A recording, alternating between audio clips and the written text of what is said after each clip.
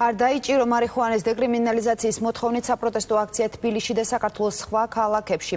დედაქალაქში აქციის ორგანიზატორები და მხარდამჭერები მთავრობის კანცელარიასთან შეიკრიბნენ. მთავარი მოთხოვნა კი მსუბუქი ნარკოტიკის მოხმარებაზე პატიმრობის გაუქმება.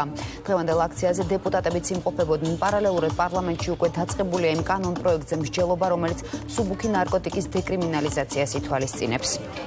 Შეუცით რომ საკმაოდ ბევრი პარლამენტარი მხარს უჭერს ამ კანონპროექტს და ჩვენი მხრიდან გვინდა საჯაროდებრივი მხარდაჭერა გამოვხატოთ მათ. თავისუფალი დემოკრატები მხარს უჭერთ დეკრიმინალიზაციას, კანონმდებლობაში უნდა შევიდეს ცვლილებები არ არსებობს ქვეყანაში, ჩვენს ქვეყანაში პრაქტიკულად ოჯახი, რომელსაც ამა თუ იმ ფორმით ეს პრობლემა არ წარმოექმნა. ესენი არიან ადამიანები, რომლებიც სიოტის ოდენას საფრთხე საზოგადოების არ წარმოადგენენ.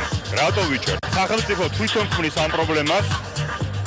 და მე თავის მიერ შექმნილი პრობლემის გამო ძალიან ბევრ ადამიანს ახალგაზრდებს მომავალთაობას უსწრებს ამ მომავალს. არ ვთვლი რომ ამის გამო თავისუფლების აღკვეთა საჭირო რაღაც 2 წელი თუ მით უმეტეს 8 წელი, მე მგონი ეს ზიანს არავის არ აყენებს. არ ღირს ერთი მოსაწევის მოწევი, იმათ რომ ადამიანის ცხოვრებას იღუპავდეს და ციხეში მიდიოდეს, იმიტომ რომ ეგ ბევრს უფრო ცუდი შედეგი თავდება. იქნებ ვინმეს მივაწვდინოთ ხმა, რომ შეწყდეს ასეთ სახის ბარბაროსობა 21 საუკუნეში. ან მარიხუანას მოხმარების ადამიანს არ უნდა იჭერდნენ ციხეში.